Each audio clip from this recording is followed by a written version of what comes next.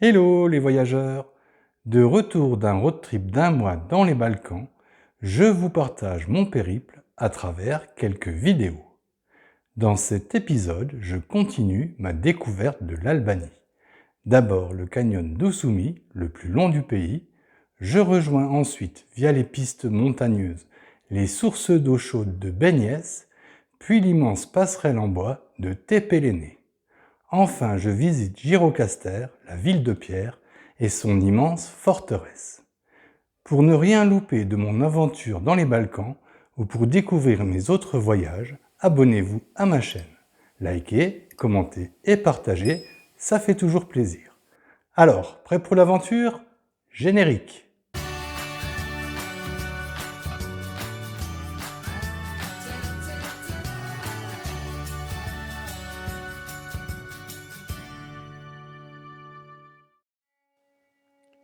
Je quitte Berat, la ville aux 1000 fenêtres, pour rejoindre le plus long canyon d'Albanie.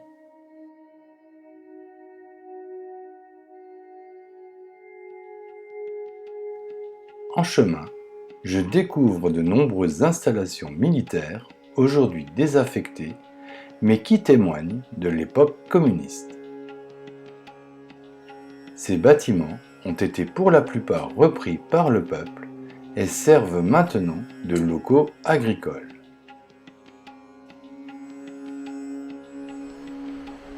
J'arrive au canyon Ousoumi.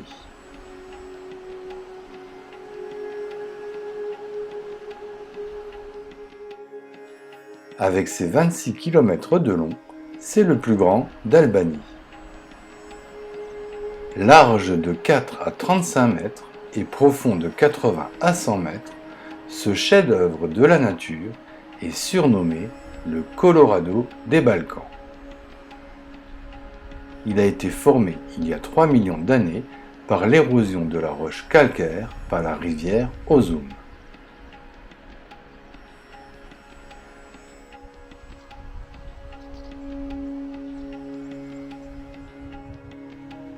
Je pars découvrir cet endroit plutôt magique à pied. Le canyon d'Ozum est enveloppé de légendes locales. Transmises de génération en génération, elles enrichissent sa beauté et son mystère.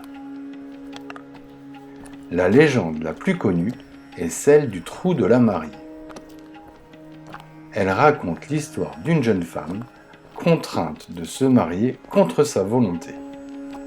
Bien qu'elle exprimait son désarroi face à cette situation, personne n'y prêtait attention. Désespérée, la jeune femme implora un rocher du canyon, lui demandant de la cacher. Le rocher répondit à sa demande en lui dévoilant une faille dans laquelle elle put se réfugier.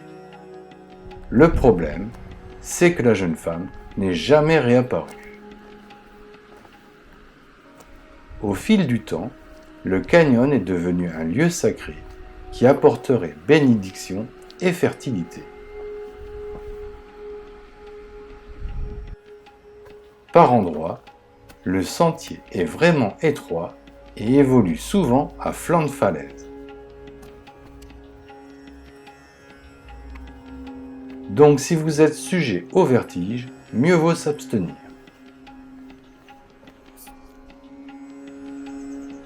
Sinon, les vues sur la rivière valent vraiment le coup et sont tout simplement à couper le souffle.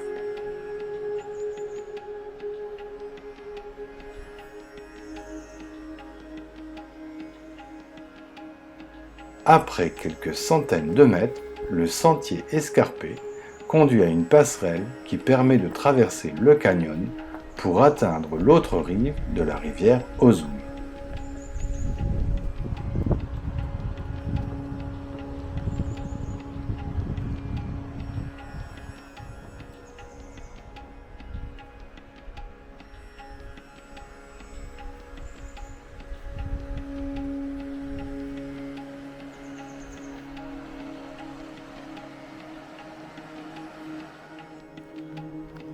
Bref, si vous êtes fan de nature sauvage, je vous conseille vivement de faire cette petite randonnée certes un peu physique, mais vraiment spectaculaire.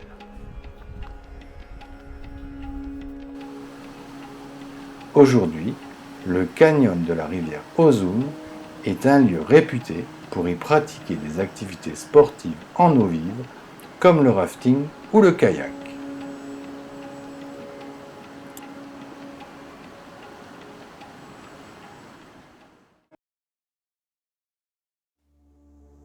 Depuis le canyon d'Usumi, j'emprunte une piste montagneuse pour rejoindre la vallée de Permette, puis les sources d'eau chaude de Benya et Beniès.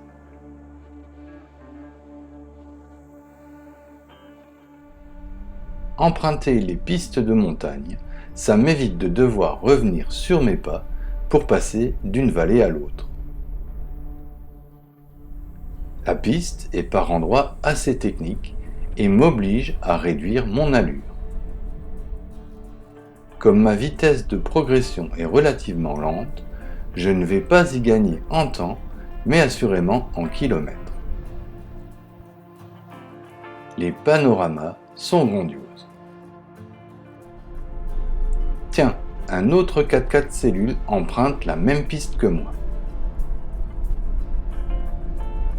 Je le suis pendant quelques kilomètres, puis soudain, il disparaît.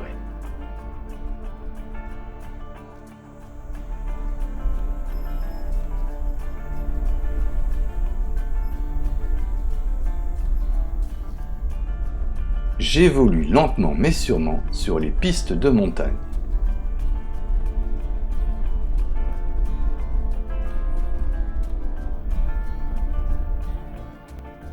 Je me rends compte au bout d'un moment que j'ai dû louper une bifurcation et que je ne suis plus sur la bonne piste.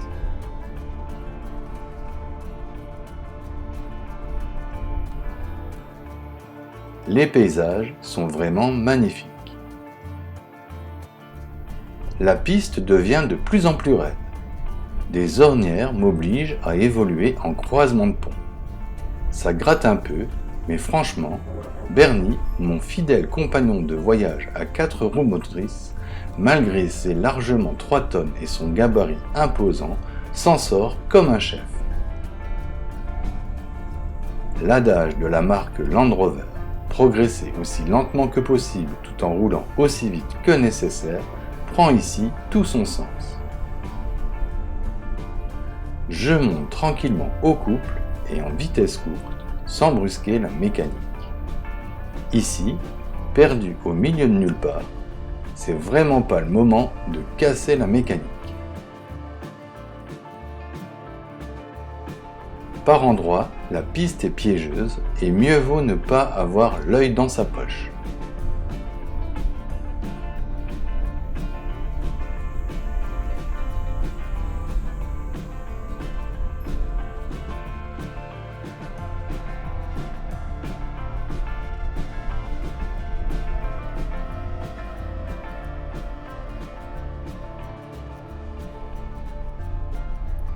J'arrive au village de Sévran.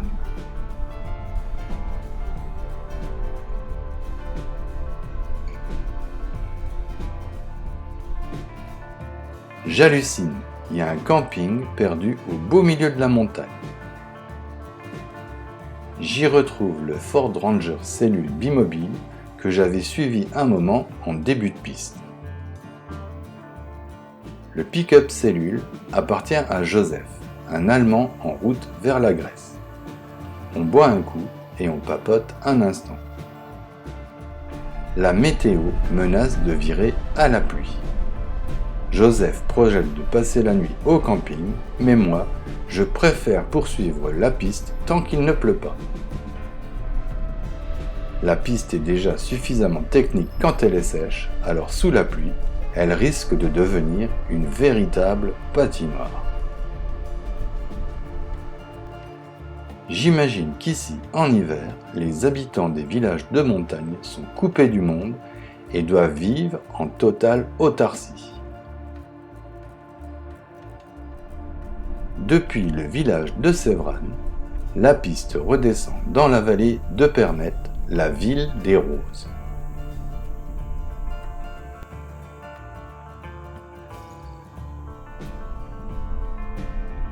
J'ai bien fait de continuer ma route car il commence à pleuvoir.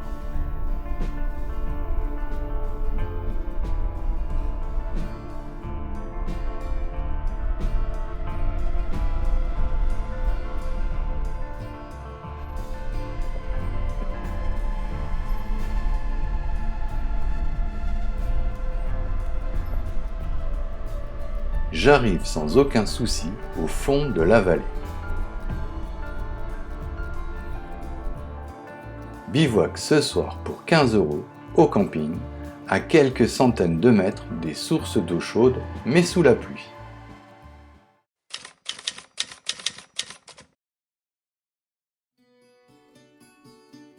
Bonne nouvelle au réveil, le soleil est revenu en Albanie. C'est un temps idéal pour aller se baigner dans les sources d'eau chaude.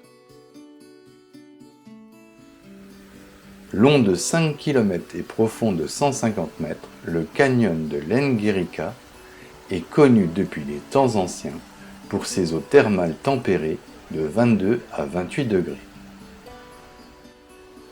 Datant du XVIIIe siècle, un pont de pierre de style ottoman permet d'accéder au bassin principal.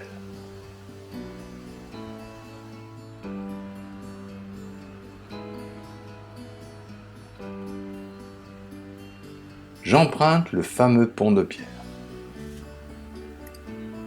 Une forte odeur de soufre chatouille mes narines. On est le 12 mai et il n'est pas encore 8 h du matin. Je me suis levé tôt en espérant pouvoir profiter seul de cette curiosité de la nature. Mais visiblement, je ne suis pas le seul à avoir eu cette idée, vu qu'il y a déjà pas mal de monde sur le site.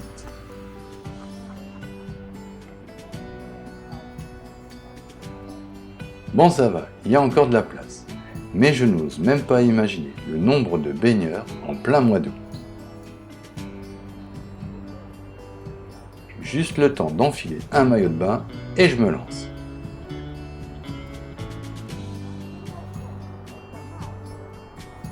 Ben vous savez quoi, l'eau chaude qui émane des failles tectoniques très profondes est franchement bonne.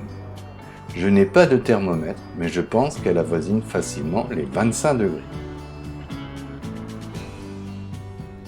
Aujourd'hui, les sources d'eau chaude sont canalisées pour alimenter 6 petits bassins. Les eaux soufrées ont des vertus thérapeutiques sur les maladies de peau, les douleurs à l'estomac et les rhumatismes.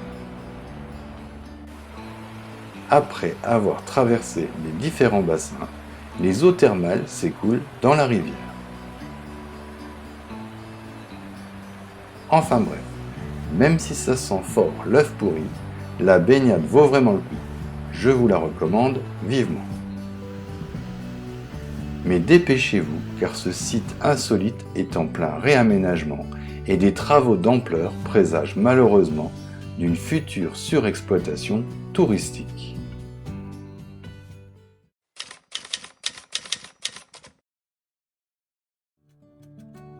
Je reprends la route en direction d'abord de Tepelene pour voir l'immense passerelle en bois qui enjambe la rivière, puis direction Gjirokastër, la ville aux 1000 escaliers.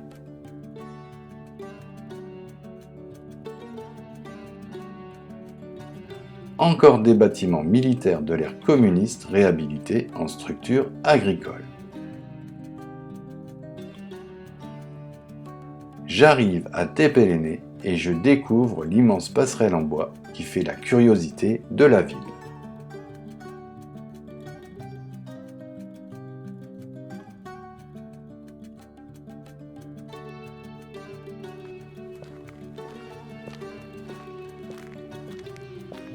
Longue de 260 mètres, cette passerelle piétonne permet de traverser la rivière Vjosa.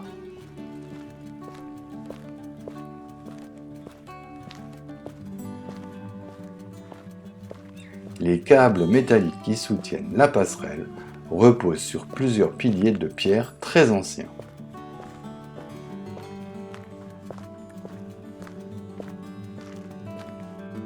L'édifice a été construit par Ali Pacha en cadeau à sa ville natale.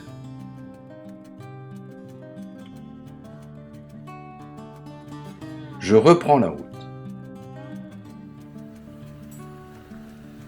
Sur le bord de la chaussée, on peut acheter des truites vivantes. J'arrive à Gjirokastër, surnommée la ville aux 1000 escaliers.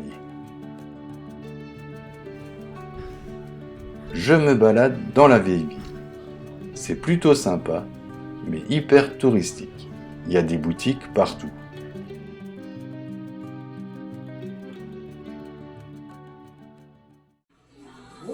Walking. You're walking. Walking slow, Albania, forza Albania.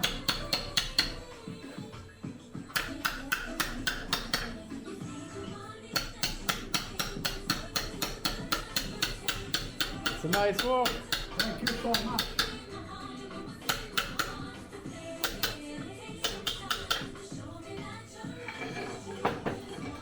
You're right. Welcome Albania. Okay.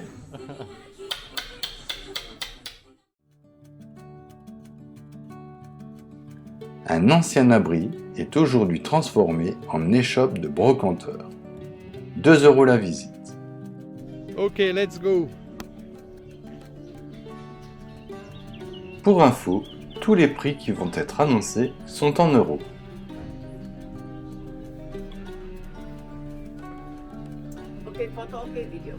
Il y a beaucoup de vaisselle, des pièces de verre albanais faites à la main, des cloches en bronze, des assiettes en cuivre.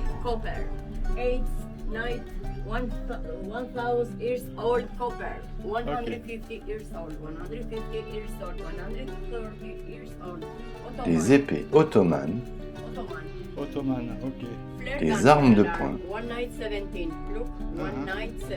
Ah yes, it's right on it.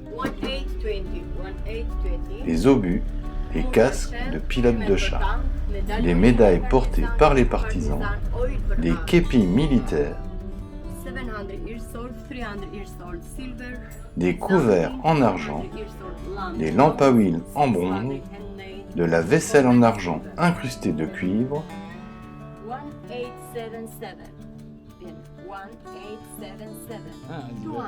un vieux gramophone, un poste de télévision communiste, des anciens billets de banque de l'ère communiste et de l'époque royaliste.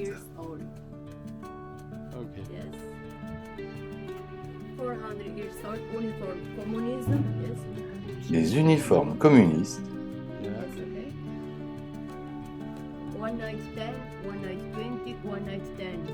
un ancien passeport albanais, les bijoux de l'époque byzantine,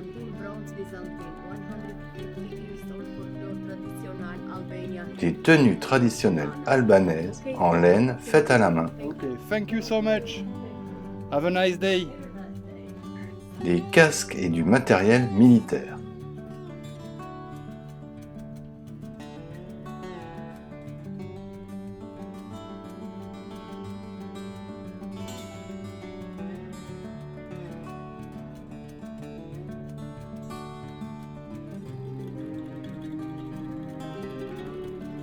Des machines à écrire des années 60,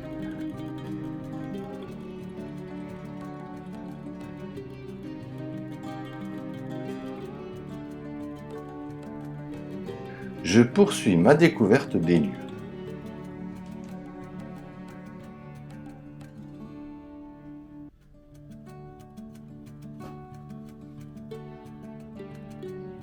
Les outils de jardinage,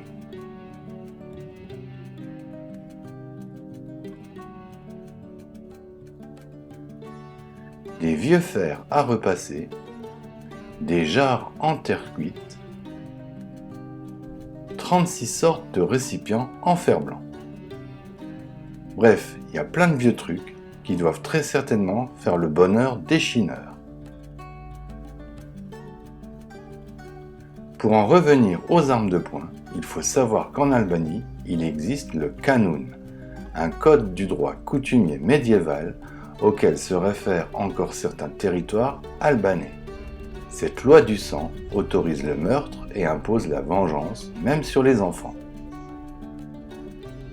J'arrive dans un cul-de-sac. Un vieux film est projeté sur le mur.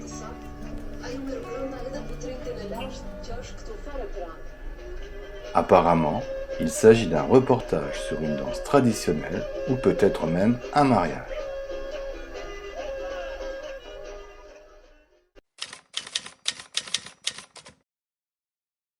Perché sur des falaises surplombant la ville, l'immense château de Gjirokastër a occupé une place stratégique importante durant des siècles.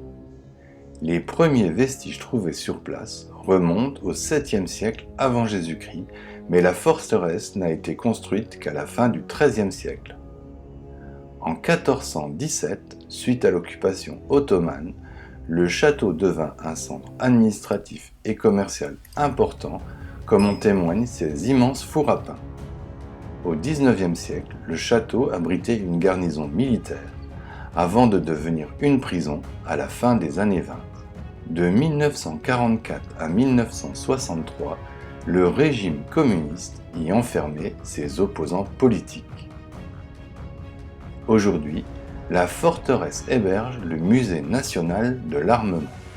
La Grande Galerie accueille des pièces d'artillerie prises aux forces d'occupation allemandes et italiennes durant la Deuxième Guerre mondiale. Ce petit tank italien est d'ailleurs l'un des seuls survivants des 283 exemplaires engagés durant la Deuxième Guerre mondiale.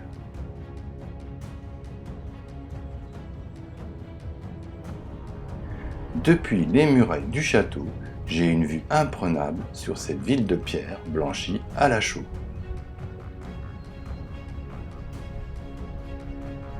À noter que Gjirokastër est la ville natale d'Enver Hoxha, le dictateur communiste dont je vous ai déjà longuement parlé dans une précédente vidéo.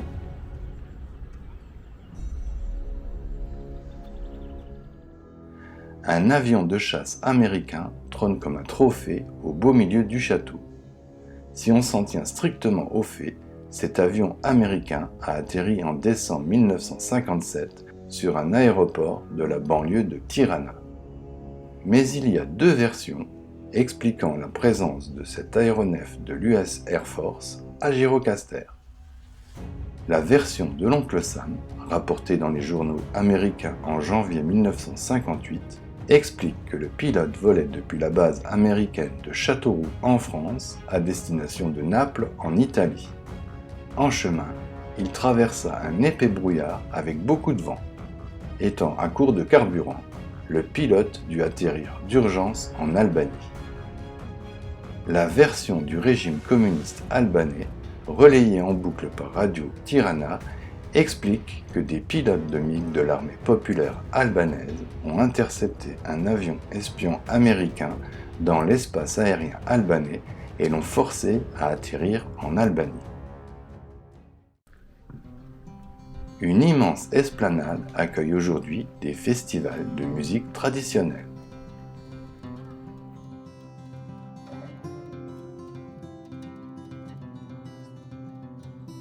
Une légende raconte qu'ici, une princesse se jeta avec son bébé du haut des remparts pour ne pas se soumettre aux envahisseurs ottomans. Miraculeusement, son enfant survécut à la chute et se serait nourri de lait qui coulait du rocher. D'ailleurs, et pour confirmer la véracité de cette légende, au pied du mur du château, la falaise calcaire est couverte de traces blanches de calcium. Is it castle? Yeah, Like it? yes, it's a very nice place. It's nice. It's number 2 in Balkan. Ah, yeah. Number 1 is Ljubljana and number 2 is Gjirokastër. Ah, okay. Yeah. It's a nice place. Thank you. C'est sur cette belle rencontre de cette gentille mamie que je quitte la ville de Pierre et que je termine d'ailleurs cette vidéo.